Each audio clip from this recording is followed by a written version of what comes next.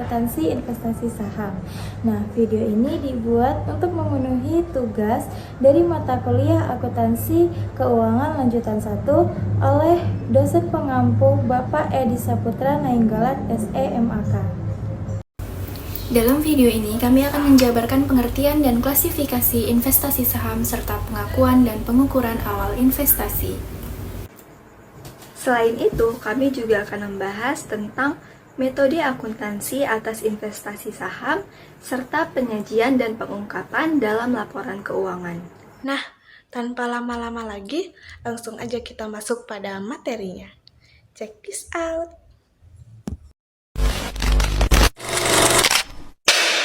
Baik, terlebih dahulu kita harus mengetahui dasar-dasar investasi saham.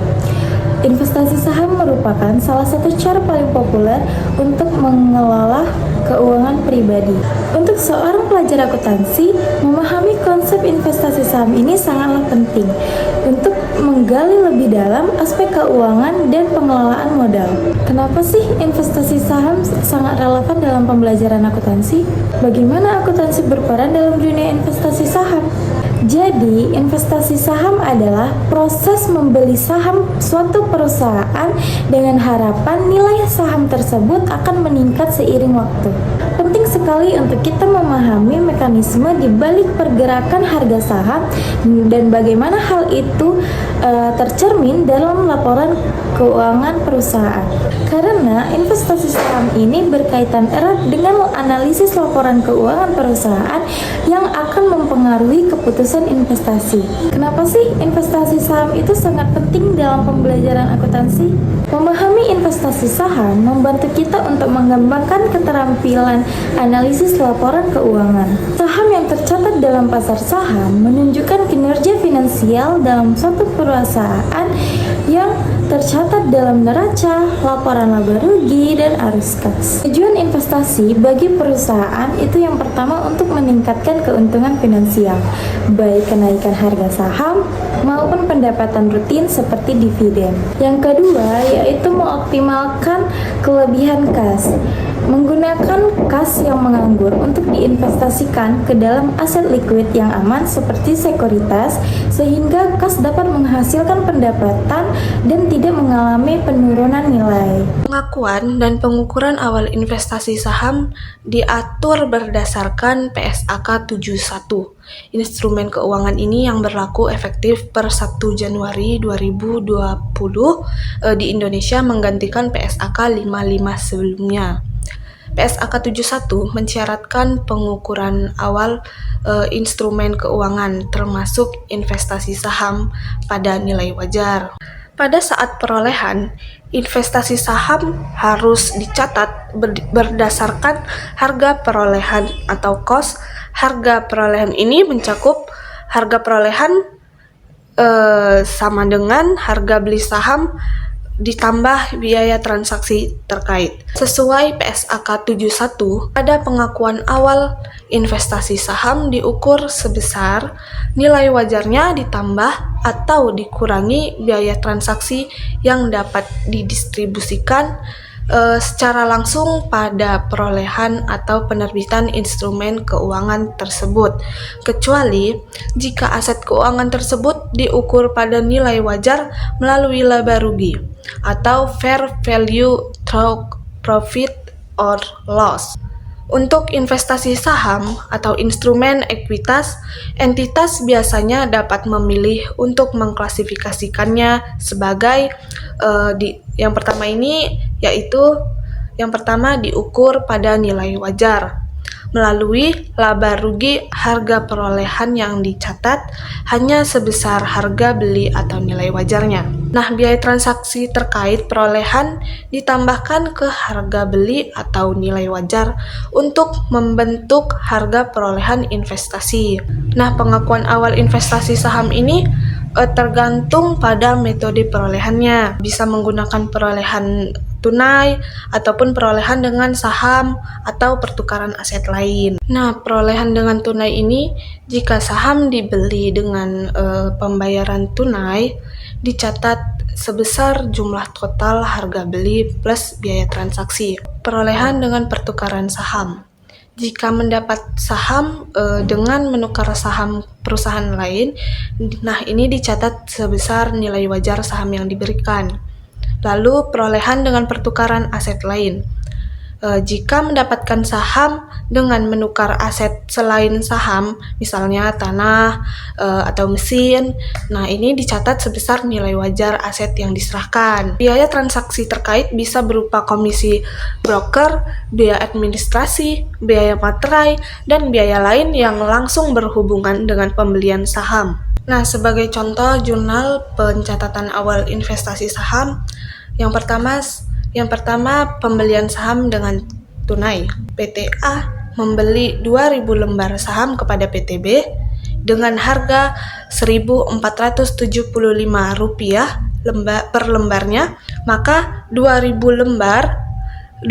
lembar saham dikalikan dengan 1.475 per lembarnya mendapatkan hasil Rp2.950.000. Maka jurnal yang diperoleh ialah investasi saham PTB bernilai Rp2.950.000 di debit dan kas Rp2.950.000 di kredit.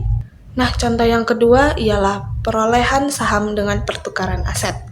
PT A menukar aset bernilai wajar Rp5 juta untuk memperoleh saham PT B. Maka jurnal yang didapat itu ialah investasi saham PT B bernilai Rp5 juta di debit dan aset lain bernilai Rp5 juta di kredit.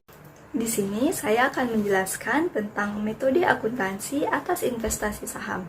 Dalam akuntansi, metode pencatatan investasi saham tidak ditentukan oleh besar kecilnya jumlah saham yang ditanamkan, tetapi lebih kepada seberapa besar pengaruh investor terhadap investasi. Nah, pengaruh ini dapat dilihat dari yang pertama, persentase kepemilikan saham biasa. Yang kedua, hak suara yang dimiliki dalam rapat umum pemegang saham. Yang ketiga, keterlibatan dalam kebijakan manajerial dan operasional perusahaan.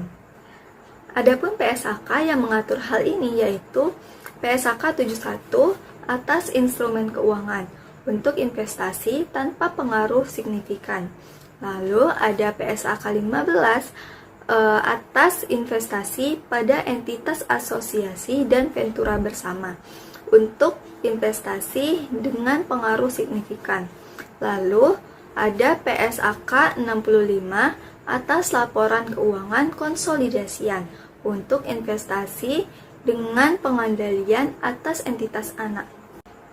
Terdapat 3 kategori utama investasi saham, yaitu yang pertama, investasi tanpa pengaruh signifikan dengan tingkat kepemilikan di bawah 20%. Nah, kalau kepemilikan di bawah 20%, maka investor tidak memiliki pengaruh apapun terhadap keputusan perusahaan. Biasanya tujuannya itu hanya untuk mendapatkan dividen ataupun capital gain. Metode pencatatan yang digunakan adalah metode biaya atau nilai wajar. Nah, contohnya PT Alfa membeli 5% saham PTB seharga 100 juta.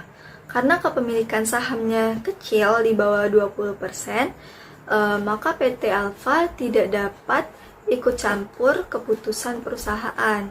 Nah, PT Alfa sendiri harus mencatat menggunakan metode biaya atau nilai wajar. Yang kedua, investasi dengan pengaruh signifikan dengan tingkat kepemilikan 20% sampai dengan 50%. Nah, kalau kepemilikan saham antara 20% sampai dengan 50%, maka investor sudah bisa ikut memengaruhi keputusan perusahaan, tetapi belum bisa mengendalikan secara penuh. Nah, misalnya bisa ikut rapat direksi, memberi saran kebijakan, atau ada kerjasama penting antara kedua perusahaan. Nah, metode pencatatan yang digunakan adalah metode ekuitas. Contohnya, misalnya PT Cemerlang memiliki 30% saham PT Jaya dengan nilai 500 juta, Ketika PT Jaya mendapatkan laba sebesar 200 juta, maka nilai investasi PT Cemerlang naik sebesar 60 juta. Yang ketiga, investasi dengan pengendalian penuh dengan tingkat kepemilikan saham di atas 50%. Kalau kepemilikan sahamnya sudah di atas 50%, artinya investor sudah menguasai perusahaan tersebut. Nah, investor sendiri disebut sebagai perusahaan induk, sedangkan perusahaan yang dikendalikan disebut sebagai anak perusahaan. Metode pencatatan yang digunakan adalah metode konsolidasi. Contohnya nih, PT Induk membeli 80% saham anak. Berarti PT Induk harus menggabungkan laporan keuangannya dengan laporan keuangan PT Anak, karena sudah mengendalikan penuh kebijakan perusahaan PT Anak. Jadi, investasi saham itu adalah penanaman dana perusahaan pada saham entitas lain dengan tujuan memperoleh keuntungan berupa dividen atau kenaikan nilai investasi atau capital gain. Nah, dalam akuntansi, perlakuan dan penyajian investasi saham diatur dalam PSAK 13 dan PSAK 15 tentang investasi pada entitas asosiasi dan ventura bersama. Nah, selanjutnya yang kedua itu ada penyajian investasi saham dalam laporan keuangan. Nah, yang pertama, posisi investasi di neraca.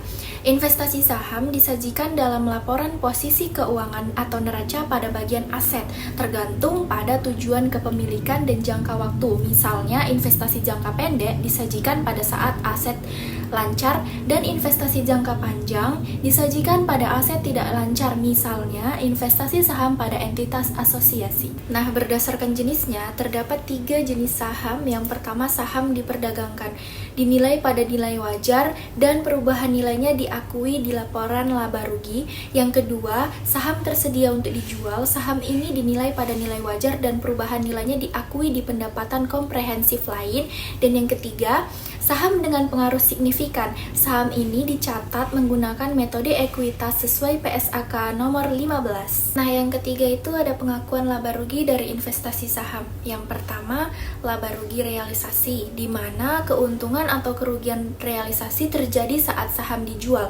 Selanjutnya, selisih antara harga jual dan nilai tercatat diakui juga sebagai pendapatan atau beban di laporan laba rugi.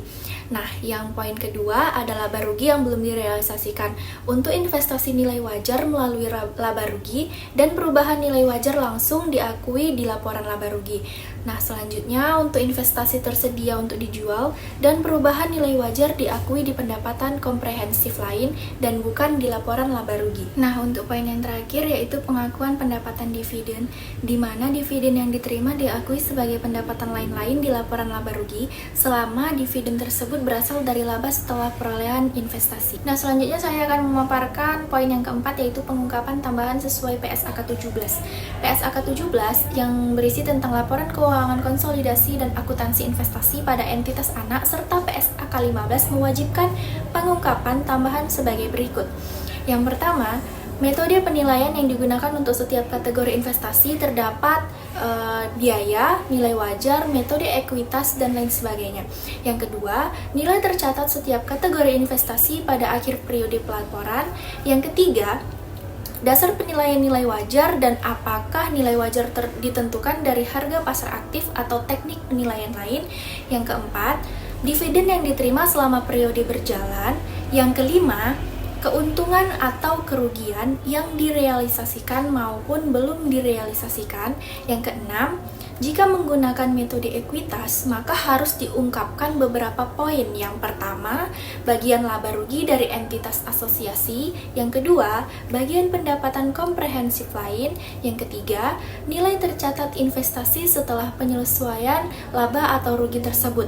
Dan poin yang ketujuh, jika ada penurunan nilai investasi, harus diungkapkan alasan dan perhitungan rugi penurunan nilai.